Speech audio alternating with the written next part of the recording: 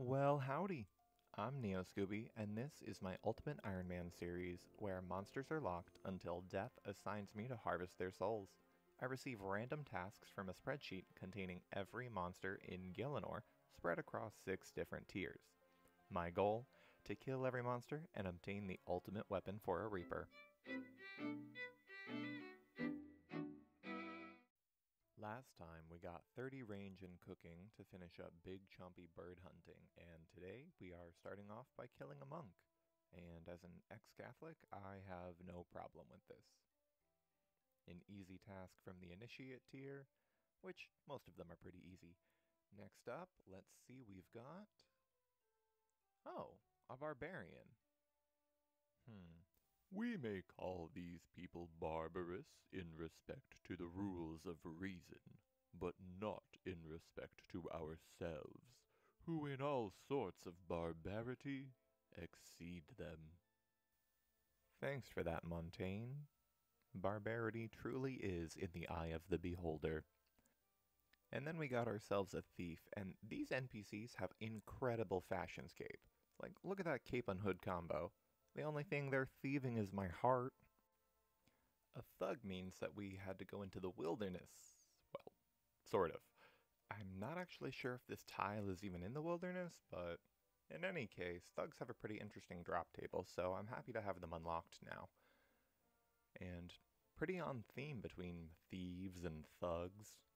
I wonder what kind of dastardly ne'er-do-well we'll get for our next assignment.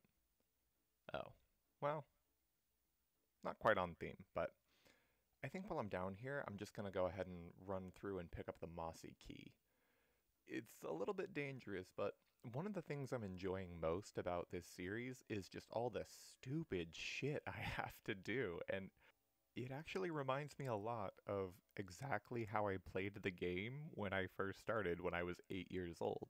Because, yeah, I would just nonsensically decide to, oh, now I need to walk halfway across the map in order to go collect some cowhide so I can make 200 GP so I can go buy an iron dagger. Like, I was doing stupid shit like that all the time and walking into really dangerous situations without food or run energy.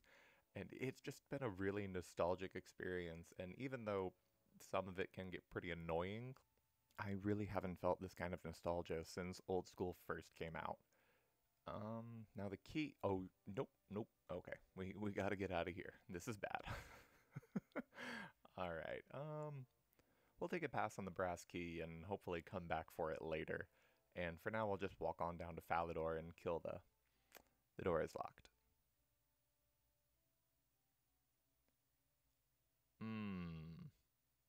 So about that nostalgia. Okay. Well, I still have my minigame teleport. I was hoping to save it though, since there's nowhere good to teleport to in Falador. So let's just try and grab the key. Nope. Alright, well, I just used the minigame teleport and wound up running down to Falador anyway. Now, the next soul we got wound up being huge, the Ancient Guardian. So this is the boss in the Below Ice Mountain quest, and in order to start that quest, I need 16 quest points. I'm currently sitting at 5, so I'm gonna need to do some questing in order to harvest the souls, so that's fine, follows the rules of the account. But I do have to do quests without combat, since quest monsters are locked until I get them from the sheet. There are plenty of quests in the early game that I can complete for some easy quest points without having to make any exceptions in the sheet, and some of them, like the Waterfall quest, would give me a huge XP reward that would be really helpful for the account. But I don't have many teleports right now, and I'm feeling nostalgic, so I think I'm just going to mess around in Lumbridge for a little while and complete some of the super nostalgic quests, like Ernest the Chicken. This quest does offer a lot of quest points as a reward, but I mostly just want to complete it for the fun of it. I still remember finding out that you get a reward of like 300 GP at the end of the quest and getting excited with my friend, and we ran over to Draenor to try it out for ourselves and spent hours doing this super simple quest and getting frustrated and laughing, and I remember we felt really bad about having to poison the fish in the fountain. And I think he might have died to the skeleton while he was getting the pipe. And God, the lever puzzle here took us at least 3 hours, and I think I drew a map. But this time around, it took me all of 5 minutes, so thanks, Quest plugin helper. And I still managed to quadruple my cash stack with that 300 GP reward. For my next quest, I decided to do Romeo and Juliet, since that's a really easy 5 quest points. All you have to do is just run around Varrock for a little while and help 2 teenagers get laid. No problem, and truly an adventure worthy of a noble reaper. I'm pretty sure I also thought that this quest was the actual plot of Romeo and Juliet as a kid, and I didn't realize that in the end of the play that they both die until I was in high school and read the actual play. So, between that and how long Ernest the Chicken took me, I'm starting to realize that I was probably a really stupid kid. But quest complete, and yeah, I was definitely a stupid kid, because I remember sheep shearer as being a challenge. Like having to go and shear 20 sheep took an absurd amount of time. This time around, not so much. Maybe not even 5 minutes. And while I was out in the farms after completing that, I just picked up the ingredients for a cook's assistant and then turned it in for the last quest point that I needed, bringing me up to 16 and giving me a little cooking XP. Now, below Ice Mountain is a bit of a step up compared to like Cook's Assistant, but I'm definitely still in the Super Weenie Hut Junior tier. We started off with a quick 80s style workout montage so that I could flex my muscles for this dude. And then I had to make a sandwich because this dude asked me to make a sandwich. Cool quest. And then I had to beat a drunk dwarf at a game of rock, scissors, paper. They definitely kept the feel of old school in this one, for better or for worse. Anyway, we finally got inside Ice Mountain, and I can get my soul. So I just went in totally blind without any food, because I assumed a quest to this easy meant there would be a safe spot, and there absolutely was. So I took him out with bronze arrows, which took a good minute. Also, I'm realizing right now that even though I have 30 range, I never upgraded to a maple bow. But in any case, that is our soul harvested and quest complete. Which means that we can go ahead and mark off the Ancient Guardian and get our next soul right away.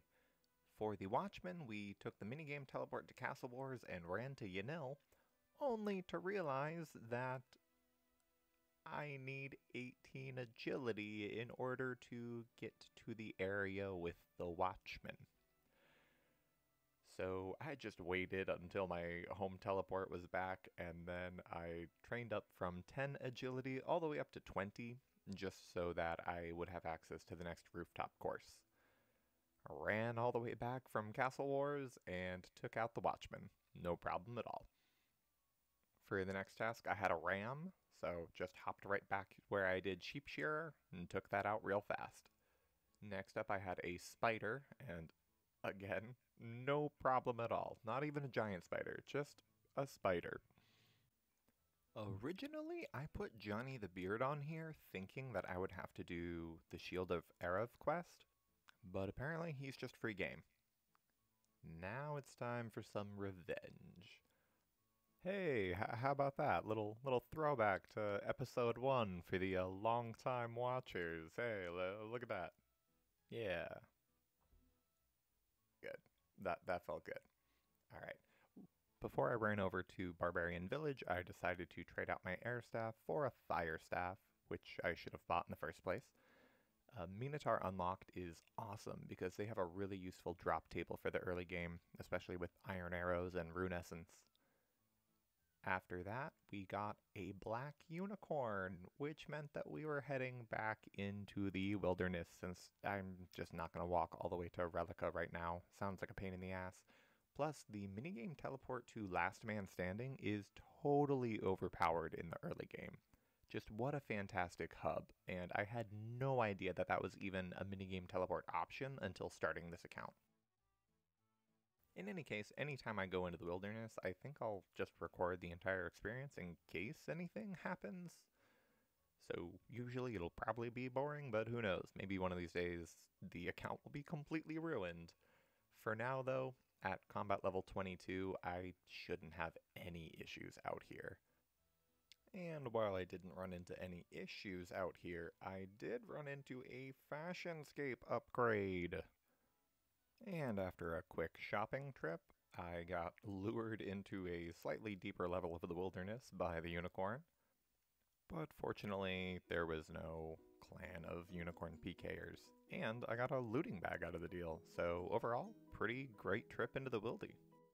Now, at first I thought I had gotten really lucky by getting the black unicorn foal next, but apparently they are only found east of Relica and not in the wilderness, which means that next episode we'll be starting off with another trip across White Wolf Mountain.